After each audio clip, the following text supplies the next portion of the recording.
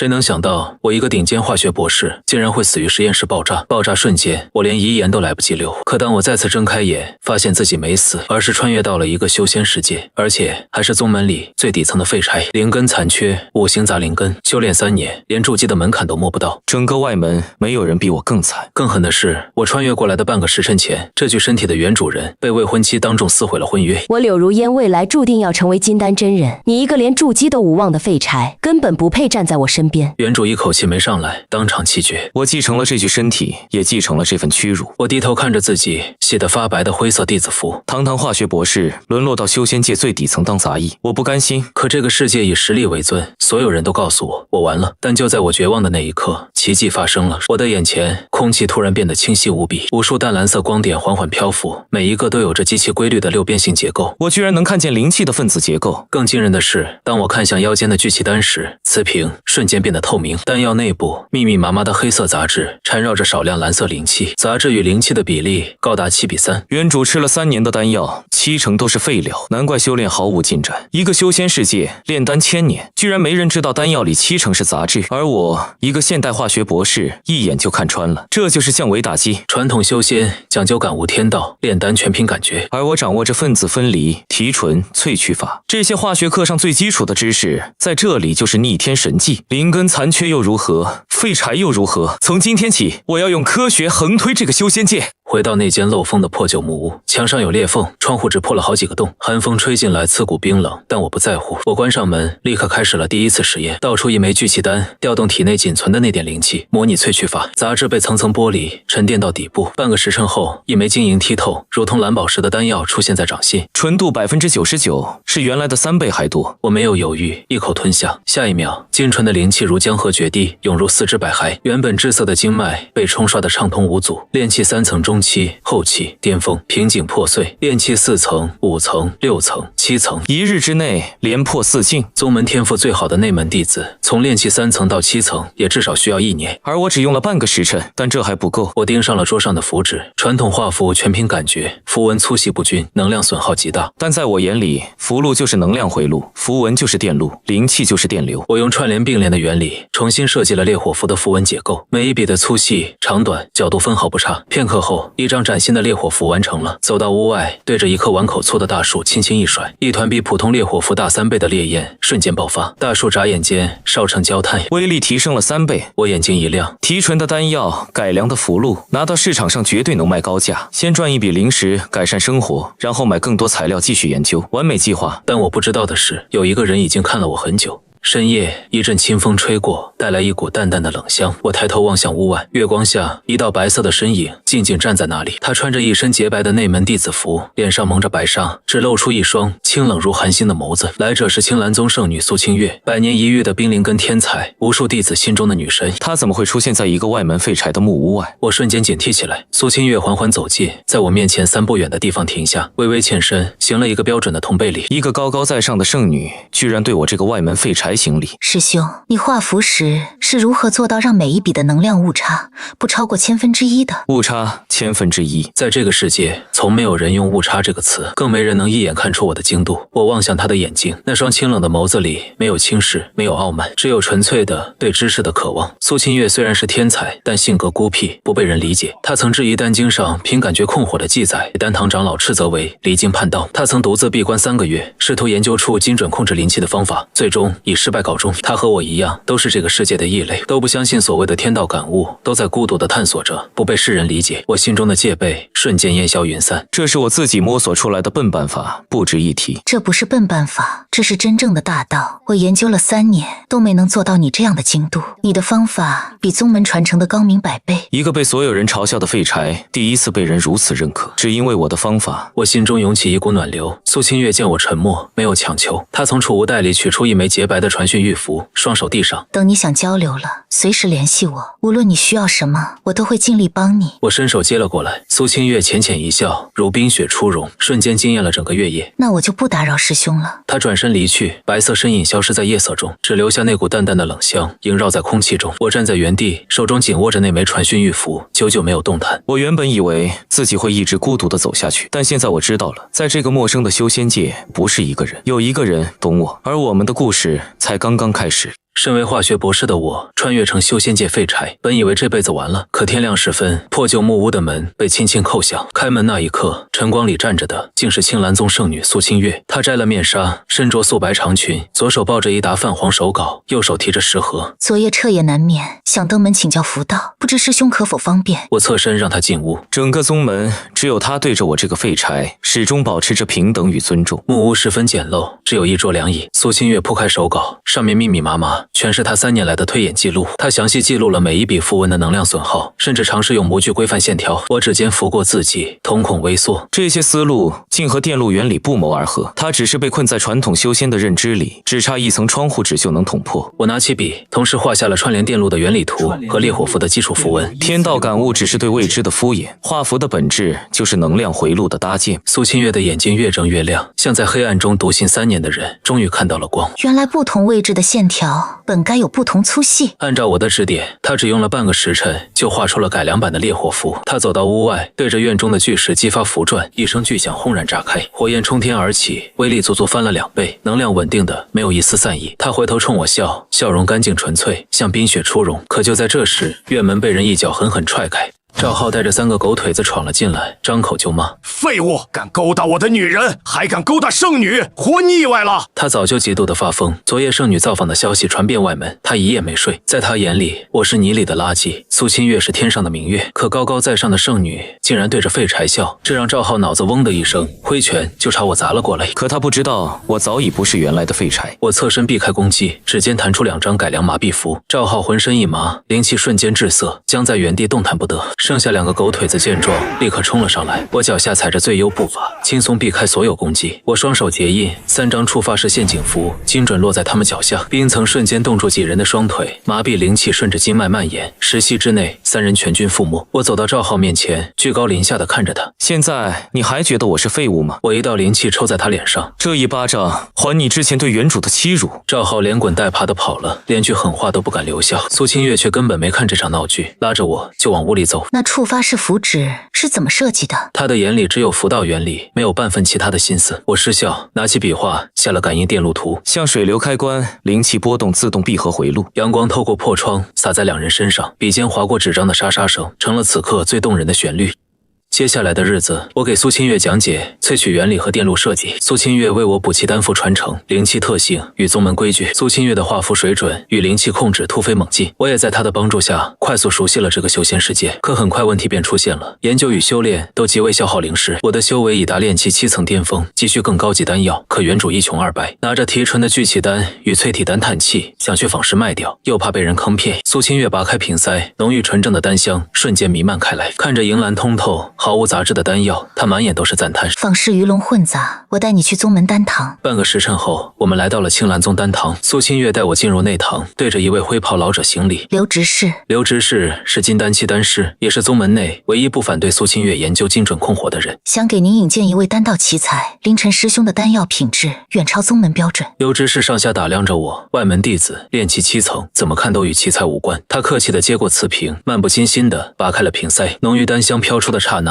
他的脸色骤然巨变。他倒出聚气丹放在测灵石上，数字飞速跳动，最终停留在99%。99%的纯度！周围的丹师与弟子纷纷围拢过来，现场瞬间炸开了锅。宗门最好的丹师也才练出7成纯度，你是怎么做到的？丹药是我提纯的，这里还有3枚淬体丹。检测结果显示，淬体丹的纯度同样达到了99%。刘执事激动地站起身，看向我的眼神从客气彻底变为敬畏。聚气丹1枚50块灵石，淬体丹200块，价格比方士高出2成。普通聚气丹不过10块灵石1枚，这个价格堪称天价。我点头同意了这笔交易。可就在此时，一道阴冷的声音从门口传来：刘执事，这么大的事你就这么定了？黑袍老者带着几个长老走了进来，此人正是丹堂首座玄阴长老。他目光死死盯着我手里的瓷瓶，眼底满是贪婪。外门弟子炼出这种纯度的丹药，定是用了邪门歪道，教出秘法，人扣在丹堂。他是圣女带来的人，圣女又如何？丹堂有丹堂的规矩，来历不明的丹法绝不能在外流传。他身后的长老纷纷出声附和，个个虎视眈眈。这能逆天改命的提纯手法，没有人不想要。我万万没想到，不过是来卖个丹药，竟会遇上这般强取豪夺的场面。可我还没来得及开口，苏清月已经一步上前，挡在了我的身前。凛冽的冰灵气轰然爆发，毫无畏惧的直接对上了玄阴长老的威压。我带来的人你也敢扣？凌晨师兄的提纯手法是堂堂正正的大道，丹堂想强留他，问过我了吗？你为了一个外门废柴要跟我作对？他不是废柴，他是我认可的人，谁敢动他，就是跟我苏清月为敌，跟整个清月峰为敌。想扣他，先从我身上踏过去。整个丹堂瞬间鸦雀无声，在场所有人都没想到圣女竟会为了一个外门弟子当众叫板玄阴长老，甚至不惜赌上整个清月峰。玄阴长老的脸色青白交替，僵持了片刻，最终重重冷哼一声：“好得很，圣女大人。”他恶狠狠地瞪了林琛一眼，带着身后的长老们愤然离开。危机彻底解除，刘执事长舒一口气，连忙为我结算灵石，一共1100块。他还额外给了我一枚丹堂贵宾令牌，凭此令牌可8折兑换各类药材。两人走出丹堂，夕阳将我们的影子拉得很长。今天谢谢你了。谢我做什么？两人并肩走在山间的小路上，欢声笑语随着晚风轻轻飘散。可我们都不知道，一场更大的风波正在悄然酝酿，而宗门外门大比的日子也越来越近了。1100块灵石沉甸甸地握在我的手里，这是我在这个修仙界赚到的第1桶金。可我没有急着挥霍，而是做出了一个让所有人都看不懂的决定。我要建一间实验室，那是一间能精准控制灵气浓度、温度、湿度的密闭空间，还要搭配一套能精准计量灵气数值的工具。换做宗门里任何一个人，只会觉得这是异想天开。可苏清月听完我的想法，眼睛亮得像成了星光，当场就要帮我一起建，连选址都替我找好了。他选的地址是外门后山那处闲置的石屋，背风向阳，足够僻静。苏清月用冰灵根加固墙体，做出交替的隔温层，把室内温度误差锁在了正负1度。我用现代工程学的原理，在石屋内划分出了炼丹区、画符区、数据推演区2个不被世人理解的人，花了3天3夜，造出了修仙界第1间科学实验室。但这仅仅只是开始，我没有急着开炉炼丹，而是先着手拆解各类药材。传统炼丹的手法是把所有药材一股脑丢进丹炉，有效成分能留下30%，就已经算得上丹术高超。我要用分布萃取法，先把每一味药材的有效成分单独提纯，再按照精准的比例进行融合。苏清月只看了一眼我的操作，就推演出了全新的分布炼丹法，甚至还补充了冰灵根低温萃取的细节。什么叫天才？只需要捅破1层窗户纸，他就能自己推开1整扇门。半个时辰后，丹炉开启，没有惊天动地的丹香，只有一缕极其内敛的清气。3枚通体澄澈，如同冰晶般的丹药静静躺在炉中。半个时辰后，丹炉开启，测灵石上的数字让苏清月的呼吸猛地一滞，99.99%，比之前的提纯丹又提升了1个量级。这已经不是丹药，这是纯粹的灵气结晶，吸收起来没有丝毫滞涩，更不会留下丹毒。但是我没有停，又拿起朱砂笔，这一次把符文的线条优化成流线型，减少灵气阻力，增加导流结构。一张全新的疾风符实习完成。苏清月拿起符纸，走到室外激发，白光闪过，她瞬间出现在百丈之外，速度提升了5倍，灵气消耗只有原来的1/3。你这哪里是改良符箓，你是重新定义了符道。就在他话音落下的瞬间，我体内的灵气轰然移动，吸收了那枚极致纯度的聚气丹，修为冲破炼气7层壁垒，一路飙到炼气9层巅峰。从废柴到外门顶尖，不过几日功夫。外门大比的报名今日截止，我已经替你报了名。苏清月从储物袋里拿出一张烫金的报名册，递到了我面前。他懂我要的从来不是偏安一隅的偷偷修炼，我要让整个青兰宗都看到我走的路。我接过报名册，指尖拂过自己的名字，眼神无比坚定。好，我去。两人都没注意到，石屋之外的密林里，一道黑影正死死盯着屋内的灯光。赵浩攥紧了拳头，指甲深深嵌进掌心。他没想到自己当众被打脸羞辱，非但没能让我身败名裂，反而让我和圣女走得更近，修为还一路暴涨，激斗像毒蛇一样啃噬着他的心脏。他低头看了看左袖里藏着的东西，嘴角勾起一抹阴狠的笑。凌晨，你想在大比上出风头，我让你活着走不上演武台。锣鼓声震天响起，万门大比正式开启。高台上的长老们目光大多落在赵浩和几位种子选手身上。灵根残缺，就算临时抱佛脚到炼气9层，又能有什么用？议论声不断传入耳中，我却毫不在意。我盘膝坐在选手席上，闭目养神，对周围的嘲讽充耳不闻。第一轮比试很快就轮到了我，对手是万门小有名气的弟子，炼气7层巅峰，一手烈火符用的炉火纯青。我劝你直接认输，免得被烧得皮开肉绽。大家都知道，你就是个靠女人撑腰的废物。出手吧！3张烈火符瞬间爆发，熊熊烈火封死了我所有退路。全场惊呼，所有人都以为我必败无疑。可就在烈火即将烧到我的瞬间，我动了，身形如同鬼魅，瞬间避开所有冲击。指尖一弹，一张改良麻痹符悄无声息飞出。那弟子还没看清我的动作，便浑身一麻，灵气滞涩，直挺挺僵在原地。一息功夫，比试结束，一招就一招，全场瞬间安静，随即爆发出震天哗然。接下来的比试，我一路高歌猛进。第二轮，一招疾风符近身，一掌震飞，练气8层对手。第三轮，陷阱符限制行动，一招制敌。第四轮，对阵外门排名第3的练气9层弟子，对方使出宗门顶级功法，却被我用改良符箓精准打断了灵气运转。从开赛到现在，所有比试全是一招解决，没有惊天动地的大招，没有拼死搏杀的惨烈，每一次出手都精准到了极致，用最小的灵气消耗达成最有效的攻击。整个演武场从最初的嘲讽质疑变成了震耳欲聋的欢呼，无数灵根平庸的外门弟子疯狂喊着我的名字，他们仿佛看到了无数平庸弟子的希望。玄阴长老坐在角落，脸色阴沉的能滴出水来。他没想到我竟然有这么强的实力，他眼中闪过一丝阴狠，悄悄给台下的赵浩传音：决赛直接用暴血丹，就算杀了他，由我给你兜着，务必把他的神魂留着，我要知道他的炼丹秘法。赵浩听到传音，眼中闪过一丝疯狂，狠狠点了点头。他看着不远处的我，眼中满是怨毒。原本他才是这场大比最瞩目的种子选手，可现在所有光芒都被我抢走，所有人都在喊我的名字，就连圣女的目光也全程落在我身上。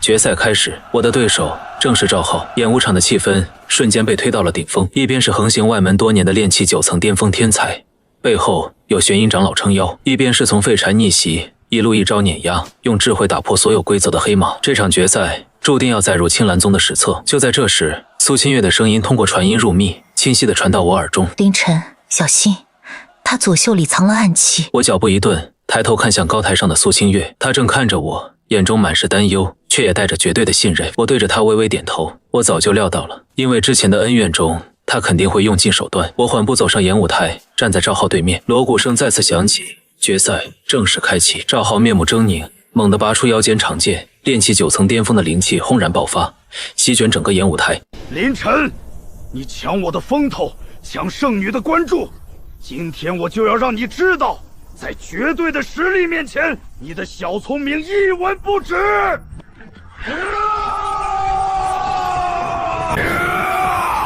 我要在所有人面前废了你，让你永远抬不起头。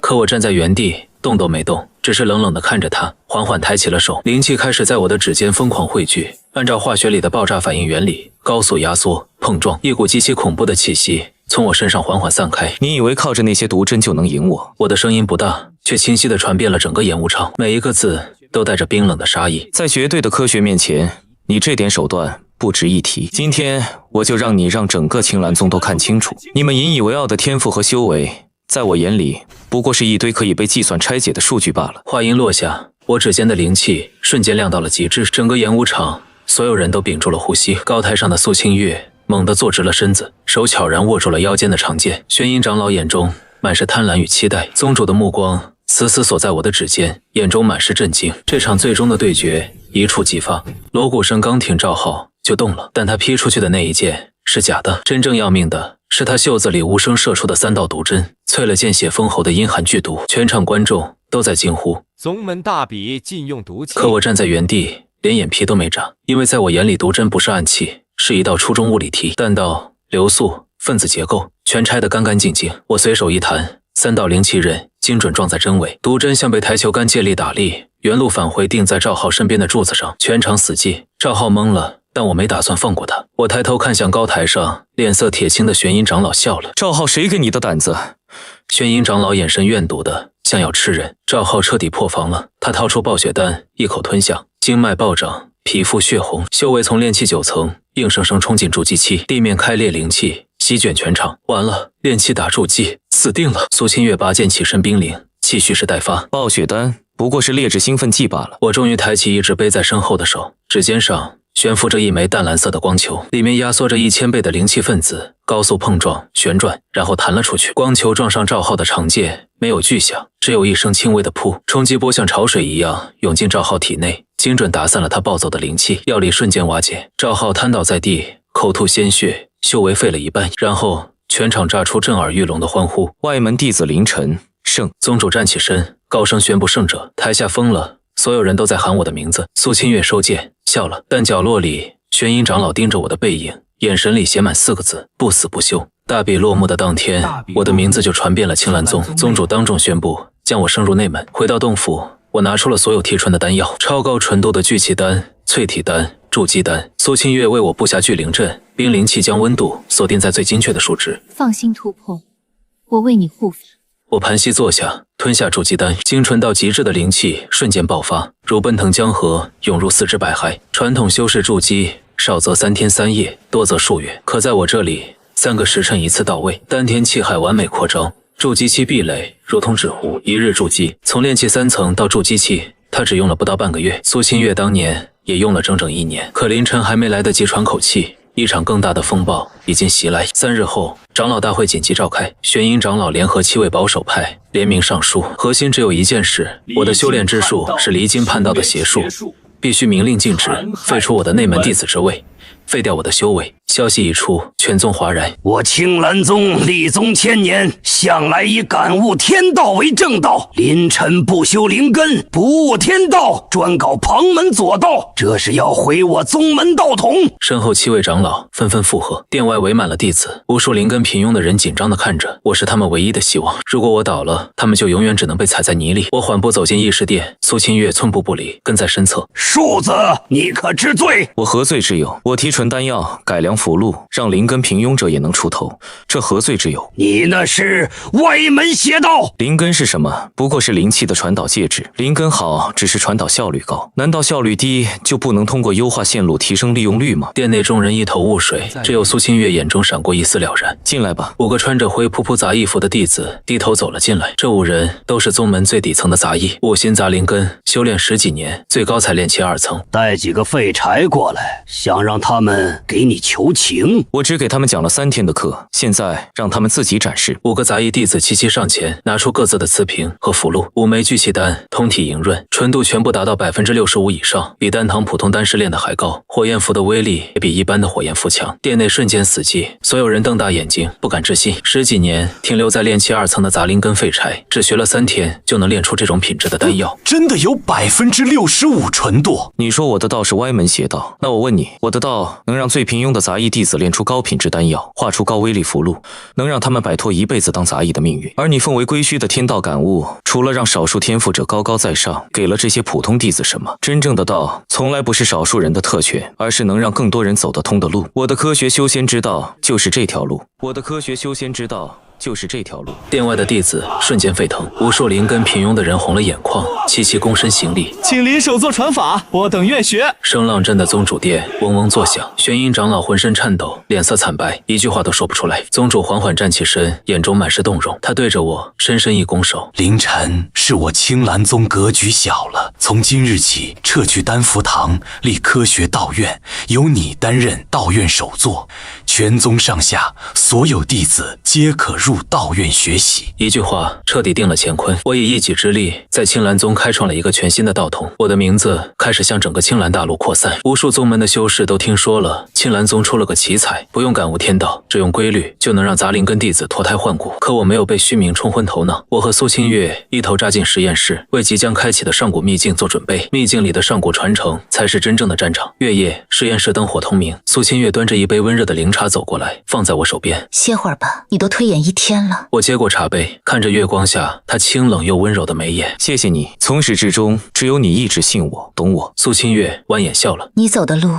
是真正的大道，我能做的就是陪你一起走下去。就在这时，桌上的传讯玉符突然亮起，宗主的声音传来，带着凝重：凌晨，清月，秘境提前开启了，玄阴长老的1众心腹已经先行进入，目标直指上古传承，你们速来山门集合。我和苏清月对视一眼，该来的总会来。我拿起桌上早已准备好的改良符箓和丹药，还有我最新研制的灵气电磁炮，嘴角勾起一抹冷笑。玄阴长老想抢传承，正好，我倒要看看是他的老古董功法厉害，还是我的现代科学更胜一筹。苏清月握紧腰间的长剑，清冷的眸子里战意凛然。走，秘境里的传承该有它真正的主人。两人并肩走出实验室，月光洒在身上，将两道身影拉得很长，紧紧相依。上古秘境的入口如同巨兽张开的黑色大口，宗主立于秘境门前，神色严肃地再三叮嘱众人：秘境凶险万分，尔等切记，同门之间严禁互相残杀。我与苏清月并肩踏入光幕，光幕之后的景象让在场所有人都倒吸一口凉气。秘境之内遍地残垣断壁，巨大的上古傀儡残骸半埋在碎石之中，空气中弥漫着浓稠的几乎凝成实质的灵气。在我的视野里，秘境中的灵气不再是游离的光点，而是按照某种规律缓缓流动的能量河流。这里的灵气流动像是一种能量循环系统。你是说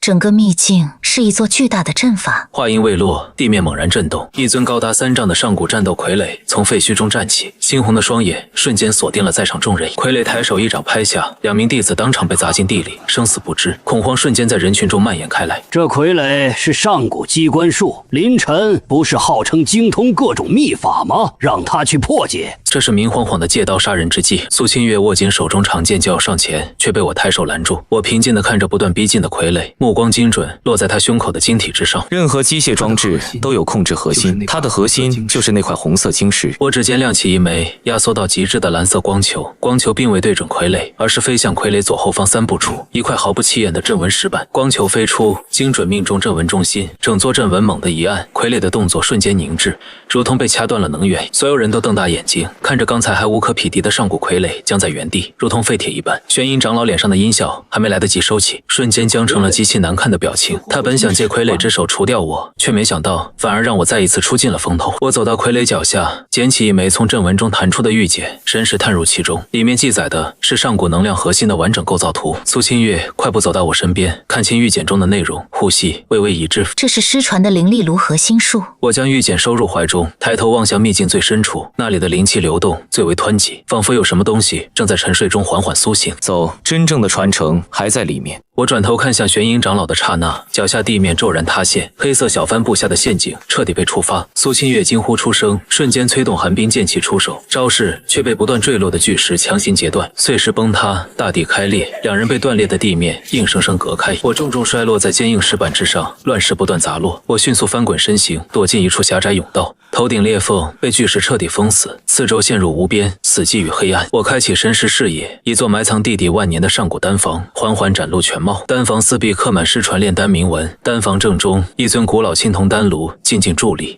炉身覆满铜绿，依旧散发着摄人温热。丹炉旁石台之上，一具白骨盘膝而坐，指骨紧握一枚玉简，骨骼缝隙遍布岁月裂痕，白骨胸口骨骼尽数断裂，伤痕狰狞，明显是被内部爆炸强行震碎。我缓步靠近，释放灵气，全面探查周遭，确认无残留阵法与机关隐患。我伸手取下白骨手中的玉简，神识沉入瞬间，一段尘封万年的古老记忆汹涌涌入识海。幻境之中，白发丹师在炉前癫狂大笑，青铜丹炉猛然炸裂，冲天烈焰吞噬整座丹房，画面碎裂消散，上古文字缓缓浮现，记载着这名丹师毕生修行底蕴以及临终推演的绝世丹方。此丹逆天而行，难容天道，丹师以自身性命为祭，只为留存一脉传承。我猛然回神睁眼，手心微微发汗，这枚玉简之上正是早已绝迹的九转造化丹炼制之法。九转造化丹传说可重塑灵根，逆天改命，早已在岁月中失传，如今完整传承落入我手中。就在此时，石壁外侧，一道阴冷的声音缓缓传来，杀机暗藏。给我挖，他必定坠入地裂，那枚玉简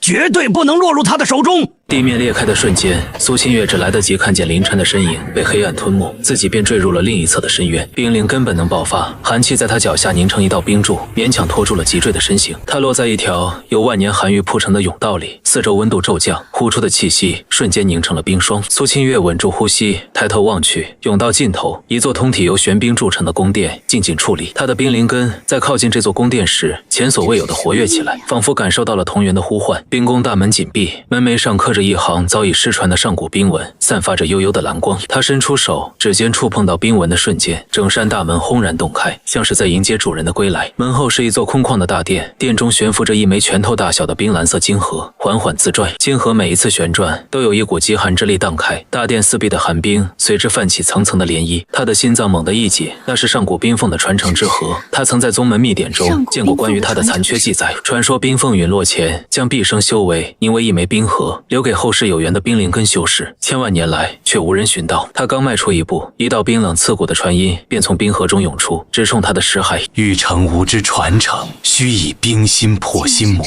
非大毅力者，便化作这殿中冰雕。话音落下，殿门轰然关闭，极寒之力化作无数冰刃，从四面八方朝苏清月绞杀而来。苏清月拔剑旋身，寒冰剑气与冰刃相撞，碎裂的冰晶在他周身展开一片刺目的银白。从未被任何心魔拦住过脚步，你也不行。冰河猛地一震，传出苍老的笑声，随即化作一道流光，直直没入他的眉心。苏清月闭目盘息，周身冰芒大盛。与此同时，他的识海里忽然浮现出凌晨坠落方向的一缕气息。他猛地睁开眼，你就在附近。苏清月感应到凌晨气息的瞬间，丹房外传来一声巨响，石壁被强行轰开了一个缺口。玄阴长老带着几名心腹冲入丹房，目光第一时间锁定了我手中的玉简。丹方，把它交出来，本座可以考虑留你一具全尸。我不动声色地将玉简收入袖中，指尖已经暗暗扣住了3枚压缩灵气弹。玄阴长老冷笑一声，金丹后期的恐怖威压轰然爆发，整座丹房的温度骤降。几名心腹弟子同时出手，几道不同属性的术法从四面八方向凌晨绞杀而来。我脚下步伐急转，身形如同游鱼般从术法的间隙中穿过。我抬手反击，压缩灵气弹精准命中2名弟子的灵气运转节点，两人闷哼一声瘫软在地。但玄阴长老等的就是这一刻，他在我出手的间隙动了，身影快如鬼魅。玄阴长老一掌拍出，磅礴的阴寒灵气化作黑色掌印，直取我的胸口。我仓促格挡，却仍被一掌震飞，后背重重撞在青铜丹炉上，嘴角溢出一丝血迹。玄阴长老不给我喘息的机会，伸手凌空一抓，我袖中的玉简脱手飞出，玉简稳稳落入玄阴长老手中。他神识探入，瞬间狂喜失声，竟然是9转造化丹！玄阴长老攥着玉简仰天大笑，眼中满是疯狂与贪婪，仿佛已经看到了自己逆天改命的画面。就在这时，丹房四壁的上古铭文猛然亮起刺目的红光，整座丹房开始剧烈震动。原来那位上古丹师临终前在玉简上留了禁制，任何人在读取后都会触发丹房的自我毁灭。玄阴长老大惊失色，顾不上灭口，一挥袖袍，带着心腹朝缺口疯狂逃窜，消失在甬道尽头。碎石不断砸落，我擦去嘴角的血迹，从袖中摸出另一枚备用玉简，嘴角勾起一抹冷笑。我在神识读取的瞬间，我就把整部丹方一字不差地复刻了下来。烟尘缓缓落定，我刚将备用玉简收入袖中，一道白色身影便从甬道缺口飞掠而入。苏清月落在我面前，目光扫过我嘴角未干的血迹，眸中寒意如冰刃乍现。玄阴干的。我点了点头，正要将复刻玉简的事告诉他，甬道深处忽然传来一声微弱的呻吟，两人同时警觉，循声穿过坍塌的丹房后墙，进入一条从未有人踏足的古老甬道。甬道尽头，一片暗紫色的血迹在幽蓝荧光下格外刺目，血迹尽头蜷缩着一个少女，她看上去面容苍白如纸，额角却生着一对漆黑小角，皮肤上隐隐浮现暗紫色的魔纹。苏清月瞳孔一缩，长剑出鞘3寸，寒冰剑气瞬间弥漫四周。魔族，我伸手按住她的剑柄，目光落在少女左肩那道深可见骨的剑伤上，伤口边缘残留的是纯正的人族灵气。我蹲下身，又看见少女身下那片用鲜血歪歪扭扭画了一半的阵法，笔触稚嫩的像初学符箓的幼童。她不是从外面进来的，她是从秘境里面逃到这里的。话音未落，少女猛地睁开双眼，紫色的瞳孔里满是恐惧，一把死死抓住我的手腕。话音未落，少女猛地睁开双眼，紫色的瞳孔里满是恐惧，一把死死抓住我的手腕。求你不要让他们抓我回去，告诉你这座秘境的秘密。苏清月的剑锋停在半空，冷声问道：他们是谁？秘境里还有多少魔族？少女浑身颤抖，嘴唇发白，只吐出几个字：不是魔族，是人，是一直住在这里的人。我和苏清月同时变了脸色，这秘境已经开启了数日，竟有人一直住在里面。我沉默片刻，从袖中摸出一枚疗伤丹药，轻轻放进少女的手心。少女怔怔地看着掌心的丹药，紫色眼眸里恐惧未消，却多了一丝从未见过的光亮，那是被人施以援手的微光。阿离怔怔地看着掌心的丹药，片刻后才颤抖着将它送入口中，苍白的脸上终于有了一丝血色。谢谢你们愿意救我。你刚才说这座秘境的秘密是什么？阿离深吸一口气，撑着石壁缓缓站起身，目光望向甬道深处的黑暗。这座秘境不是遗迹，是我的族人。守丹一族世代守护了数万年的圣地。我和苏清月对视一眼，眼中同时闪过震惊之色。秘境开启数日，外界都以为这是无主的上古洞府。数万年前，冰凤大人陨落前，在这座秘境的至深处立下一座丹碑。我们一族的使命就是守护它，直到继承者出现。你能进入冰宫，拿到冰凤大人的传承，你就是冰凤选中的人。苏清月下意识抬手触了一下眉心，那枚冰凤金盒在他识海中微微震动，仿佛在印证阿里的话语。你说你们世代守护丹碑，那你为什么会浑身是伤，逃到这里？阿里的表情瞬间暗淡，双手紧紧攥住衣角，指节因为用力而微微发白。因为我是全族唯一的子谋，在族规里，子谋被视为不祥之兆，我被禁止参加成年试炼，更被禁足，不准靠近丹碑。可我没有做错任何事，我只是想看一眼丹碑，想知道自己生来到底被诅咒了什么。叛族者阿离勾结外人擅闯圣地，按族规杀无赦。执法长老的降魔杵高高举起，金丹期的恐怖威压如同实质的山岳，照三人当头压下。身后的青铜甲胄卫士齐齐亮出兵刃，金属摩擦声在狭窄的甬道里格外刺耳。求你们快走，不要管我，这是我族的事，和你们无关。就在降魔杵即将落下的瞬间，我忽然一步上前，声音平静的不像是一个被围杀的人。你杀了我们，丹碑永远打不开。执法长老的降魔杵停在半空，他的眼睛微微眯起，杀意未退，却多了一丝犹疑。庶子信口雌黄，你一个外人，凭什么妄言我族守护万年的丹碑？我不紧不慢地举起手中的玉简，声音不大，却字字清晰。凭3件事：第一，你族守护丹碑数万年，却从未打开过它，说明你们缺少关键的条件，而不是时间。执法长老眼神一沉，没有反驳。身后甲胄卫士面面相觑，这正是全族数万年无人敢说破的心结。第二，我手中这张丹方和你族守护的丹碑铭文完全吻合。执法长老瞳孔微缩，神识一扫，便确认铭文与丹碑符箓同出一源，脸上的笃定终于裂开一道缝隙。第三，我侧身指向身旁持剑而立的苏清月，她是冰凤亲自选中的继承者。苏清月眉心冰芒一闪，一缕纯正的冰凤气息蔓延开来。执法长老的降魔杵微微一颤，冰凤为什么偏偏在数万年后的现在选中一个人族修士？丹道继承者，冰凤继承者，守丹族血脉，我们3个就是丹碑等待了数万年的3把钥匙。你杀了任何一个人，你族的使命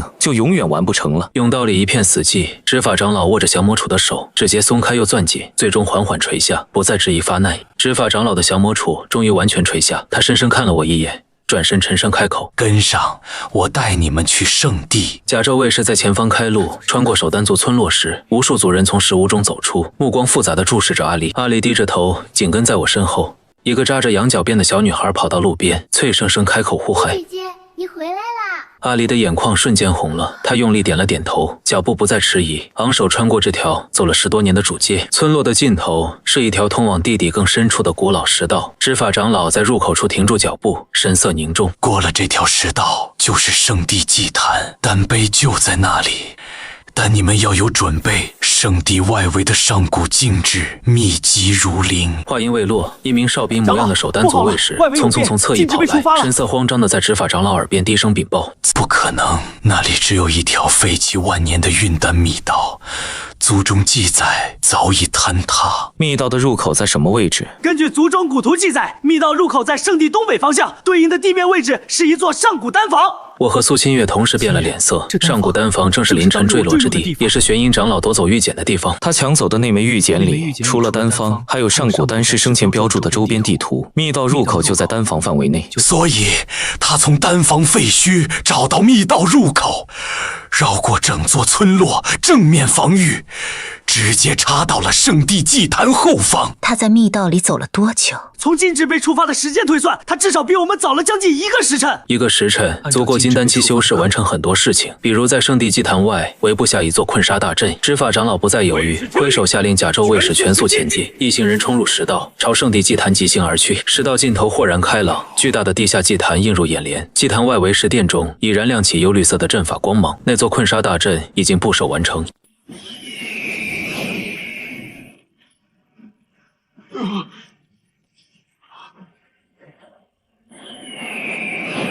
我们三人冲入石殿的瞬间，一股浓烈的血腥气扑面而来，混着阵法燃烧后的焦灼味道。石殿地面上幽绿色的困杀阵纹密密麻麻铺展开去，17个阵眼节点正散发着不祥的暗红色脉动。玄阴长老站在阵心中央，负手而立，看见我们闯入，嘴角勾起一抹阴冷的笑意。来得好，正缺最后一道引子。苏清月的目光越过他，落在石殿角落，2名守丹族族人被铁链吊在石柱上，全身精血已被抽干，他们身上还穿着守丹族日常布衣，其中一人手指还保持着临死前想要挣断铁链的蜷曲姿势。苏清月极少动怒，此刻眼中寒意却足以冻结整座石殿。以活人血迹破解上古禁制，这就是你口中的正道？2个蝼蚁而已，等我拿到9转造化丹逆天改命，谁还记得这点代价？他话音未落，困杀大阵猛然扩张，幽绿色光幕将整座石殿连同入口全部封死，17个血迹节点的红光同时亮到极致。我立刻打开神识视野，17个节点全部以活人精血驱动，需要时间破解。苏清月没有回应，她的身体微微发抖，并非出于恐惧，而是眉心冰凤晶核正在不受控制的剧烈震动。冰凤残魂在她的识海里感应到一切，感应到自己亲手设下的禁制被人用同族鲜血亵渎。玄阴长老察觉到异样，厉声催动困杀大阵全部威力，17道血色光柱同时朝着我们轰杀而来。血色光柱即将落下之际，一道冰蓝色光芒从苏清月眉心冲天而起，一声清越暴怒的凤鸣响彻整座地下祭坛。巨大冰凤虚影自苏清月体内展开双翼，极寒之力如海啸般席卷石殿。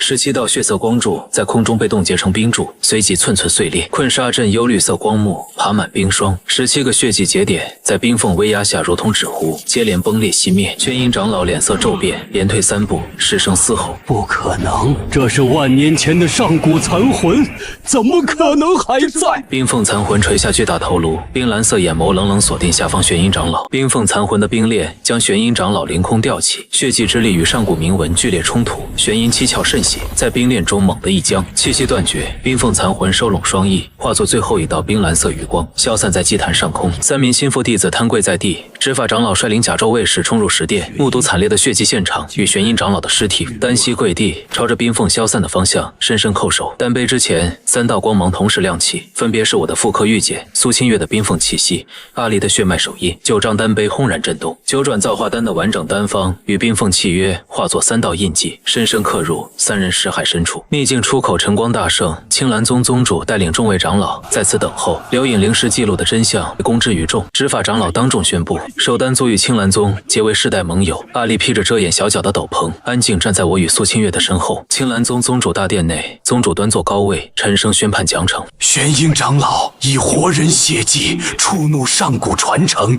咎由自取。殿外弟子欢声雷动，庆贺3人立功受赏。1个月后，灵脉洞府之中，我将5种秘境灵药整齐排布，眉头微微蹙起。